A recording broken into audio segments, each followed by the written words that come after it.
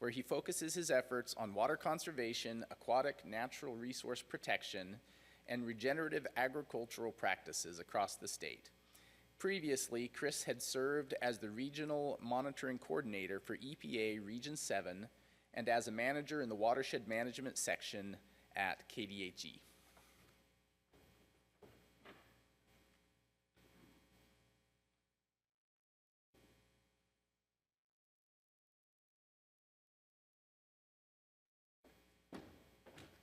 Thanks for the intro, John, and thanks for the setup, Tony. This is talking about, some of the sediment movement and keeping it out of the reservoirs in the first place. So now that we know where it's come from, what are some options we have to keep it out of the reservoir? And so I'm going to talk today about Oxbow restoration and sedimentation, successes in Iowa and potential in Kansas. So in Iowa, they've been very successful with the Nature Conservancy and statewide in implementing some of these projects. But first, let's just talk about what is an Oxbow. I think everybody in the room probably understands, but here we have a few photos of what Oxbows look like in a single instance where we no longer have connection to the general meanders, the historical meanders, and we now have a straight line cutting through. So with that cut through, we're increasing velocity while also reducing total volume or area of the channel, which just continues down cutting further. So yeah, in Kansas, these are typically formed through natural floods cutting through, but more often, you see them occur from road construction, are pretty common cutoffs. In Iowa, a lot of those streams were intentionally straightened for a very long time for agricultural purposes. So they have a dearth of selections for revitalization efforts.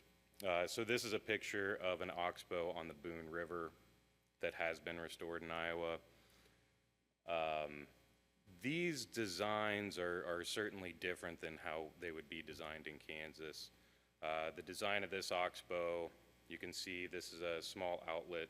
This is actually taken last week with a crew from drone during crew sampling for fish habitat. These Oxbows are designed specifically to receive tile outlet. So they are designed not as sediment sinks, but as nutrient sinks.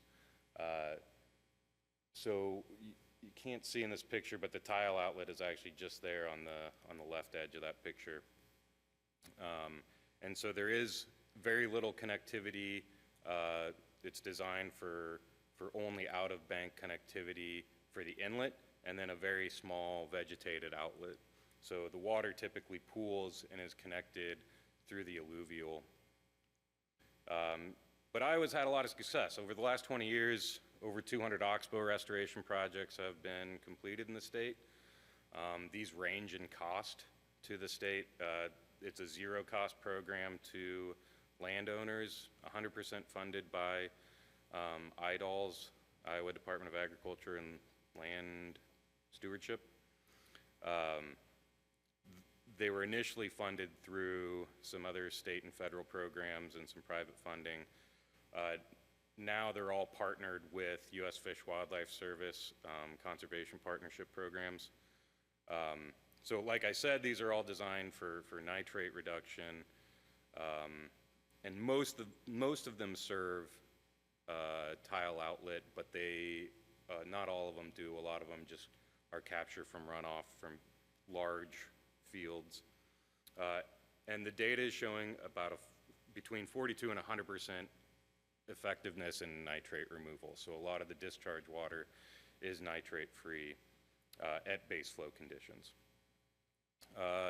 The other main purpose that Iowa has used for the development of these Oxbow restorations is to serve as refugia for Topeka shiners, a critically endangered fish species that, of course, is named after our capital here in Kansas. So I hate to see Iowa doing more for Topeka shiners than what we are. So they've naturally recolonized. They have not stocked any of these oxbows. They've just naturally recolonized and have really taken off. Of course, these serve as floodwater storage, slows down in flood events. And then the way it's typically worked there, on a 5 or 15-year schedule, those oxbows are re-excavated, and that sediment can just be applied directly to the ag field. So unlike the sediment that comes from a dredging project that holds very little fertility for farming, these are recent enough and nitrogen rich that they can just be reapplied to the local field. And so they'll naturally fill in with sediment. And I think the big caveat is the design of these for Kansas for sediment reduction is paramount. If we were to just do complete flow-through cells in full reconnections across really probably any watershed in the state without pretty significant engineering, we'd probably see greater sedimentation. So I had a chance last week to go up to Iowa. I guess let me walk it back a little bit. My interest in Oxbow restoration is fairly recent, and it came after a conversation with the Neosho Regional Advisory Committee and a discussion of how to address sedimentation outside of the typical BMPs we've been doing and the stream bank stabilization projects that have been ongoing. So I started investigating Oxbow restoration, especially for the Neosho Basin above John Redmond. Having spent most of my life in the watershed, I was pretty familiar with the numerous abandoned oxbows, not just on the main stem of the Cottonwood and Neosho, but the smaller tributaries, Coin Branch, Cedar Creek, some of those spring-fed streams in Marion County, as well as ag fields throughout Lyon County. I think Allen Creek has a dozen just north of Emporia that we could identify. So when I first started looking into oxbows, I didn't know anything about Iowa or the Nature Conservancy's efforts towards oxbow restoration, but as it turns out, Iowa TNC has a full-time staff member that almost wholly strictly works on oxbow restoration. So, and ironically enough, last week they were doing their annual monitoring, so I got a chance to run up to Iowa and help them out. So this is an oxbow. It's about a 300-meter long oxbow, about 58 meters wide, 60 meters wide, and about 6 feet deep at its deepest. And while these weren't designed to be sediment traps, I can assure you they are working as sediment traps with, thigh-deep sediment. And this is like a 6-year-old oxbow restoration.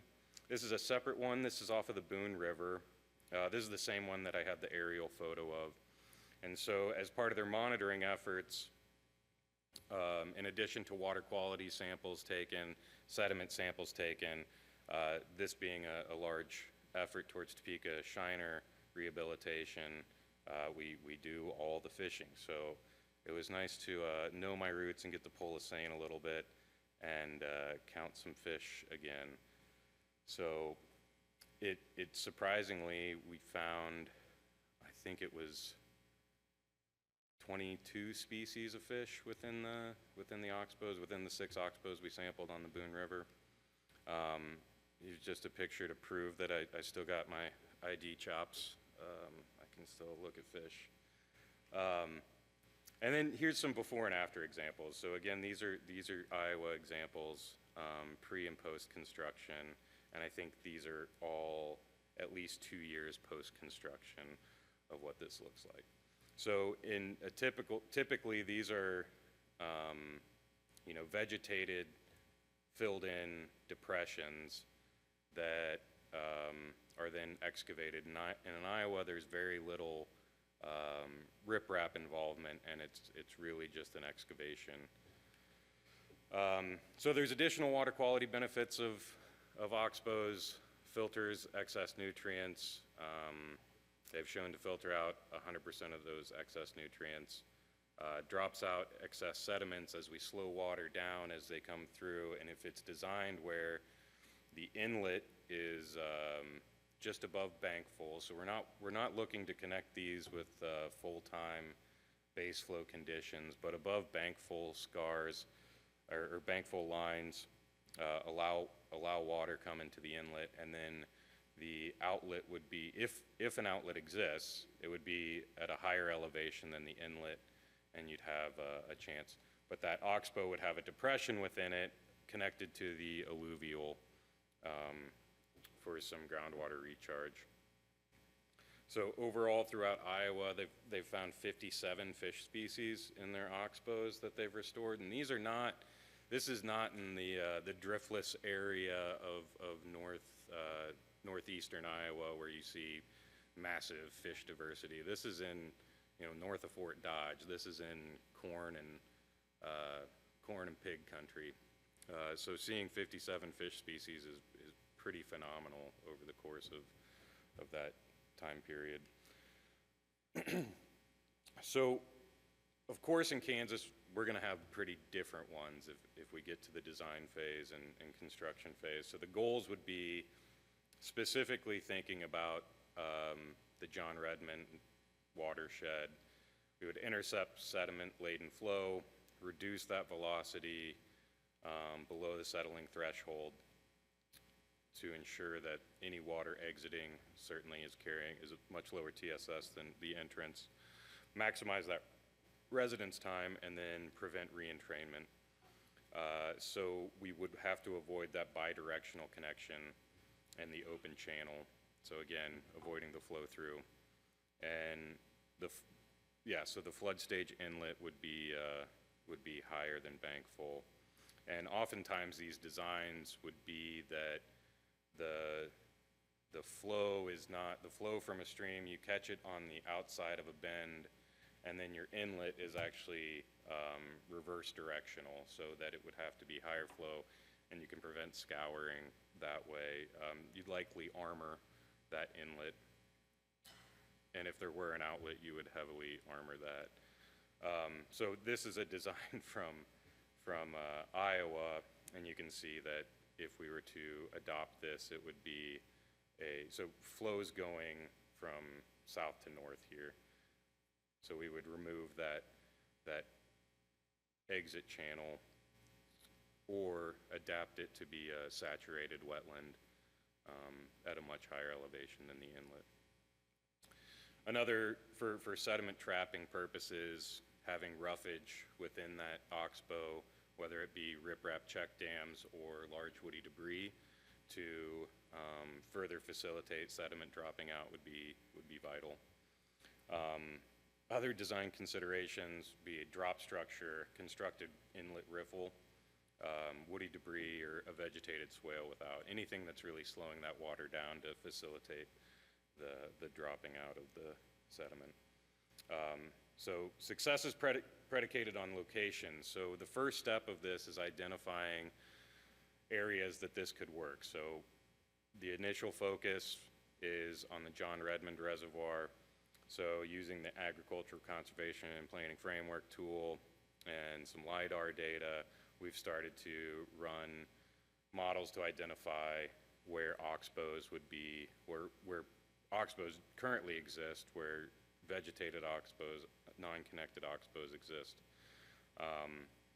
And this is just an example of one we've found, and there's dozens within each Huck 12 that are options. This is just an example of what one would look like.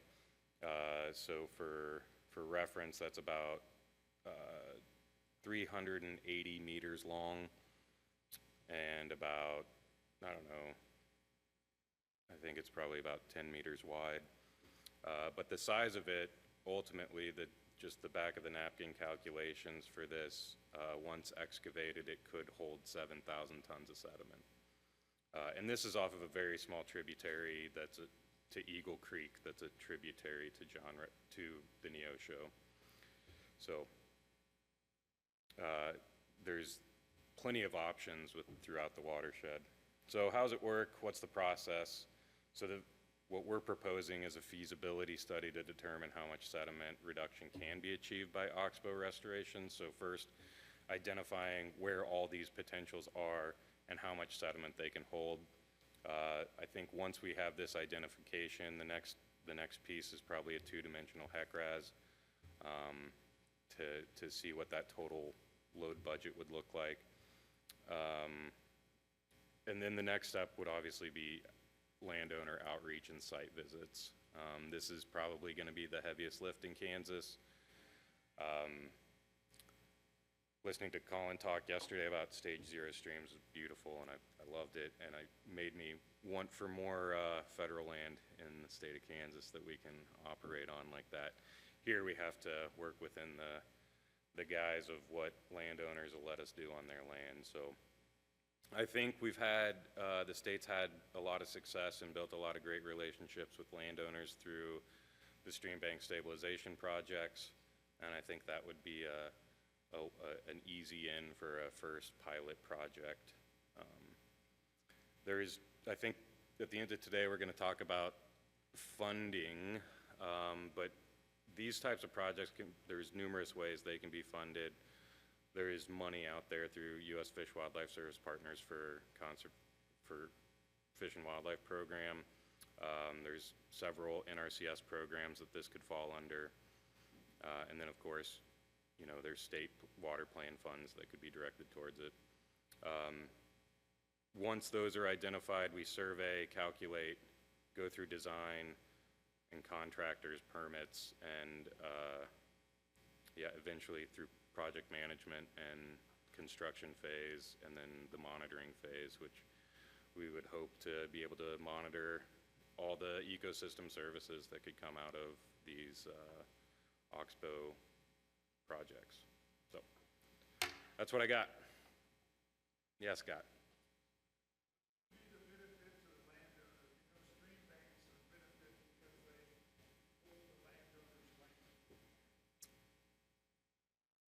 Yeah, that's a great question. This also does. Yeah, I think that, you know, Oxbow restoration essentially does the same thing as a stream bank project. It's in a long-term investment in land protection, and I think it's just it's a much more difficult explanation, I think, about the ecosystem service you get through it. But yeah, I think that's a great question. Why don't you come up with a great answer for me? Yeah. Yeah. Yeah. Yeah. Yeah. Yeah, that could certainly be it.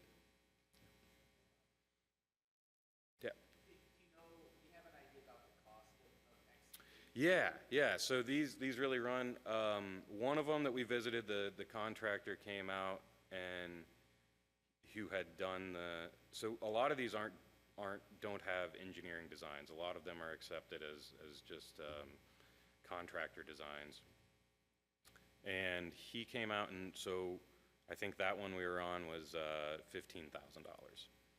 Some are a couple $100,000, but most of them fall in that tens of $1,000s range, as opposed to, you know, some of our stream bank projects have been millions. So yeah, they're relatively inexpensive, and I think it depends a lot on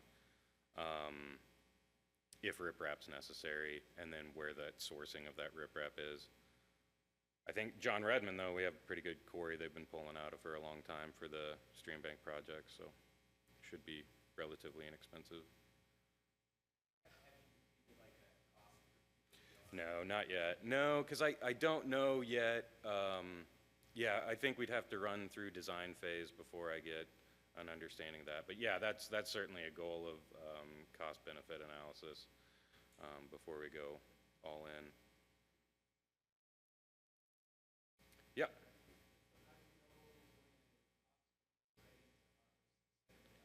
Yeah, so it'd be part of that 2 to 5 year monitoring. And so once you reach a point where you know, you no longer have any sort of alluvial connection and you've sedimented in, and your infill is such that it's no longer functioning as a trap.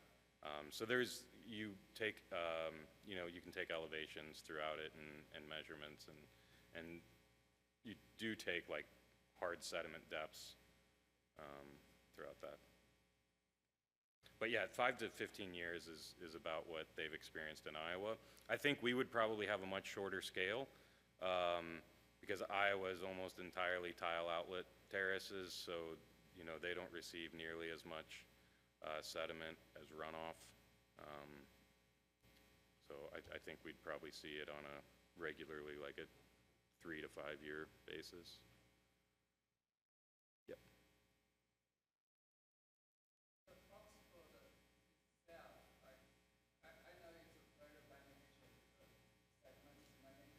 Mhm.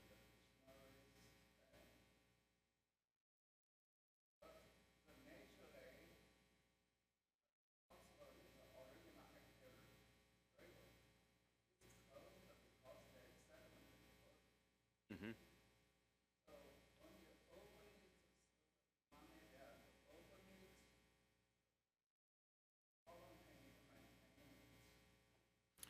How long? What's that?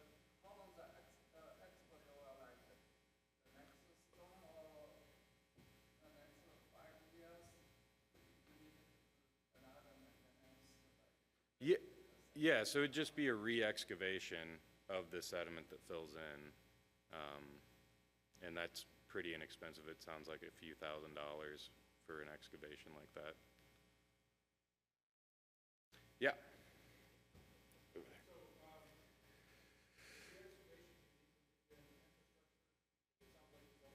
Yeah.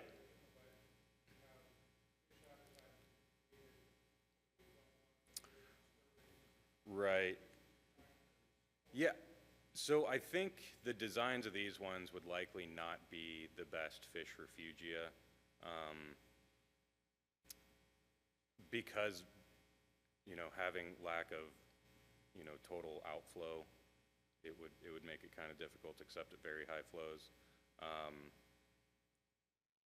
But as far as structures, yeah, you would tend to leave those structures so they can continually serve as roughage to drop out sediment. Yeah, I mean, we'll see. I think like that's part of the pilot is to understand how fish would use it, and yeah, it's hard telling right now. Uh-huh.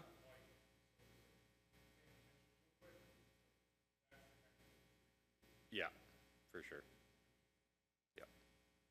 Colin, yeah. Uh-huh.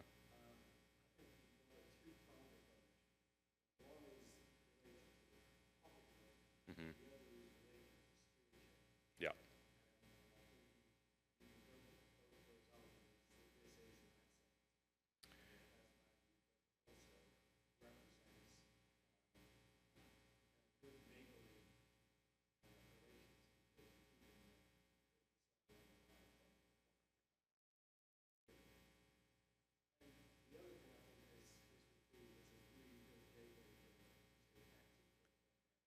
Absolutely. Mm-hmm. Yeah, 100%. And that's kind of the idea is that this is the cigarette, if you will, of the first drugs you try. Um, all right, thank you.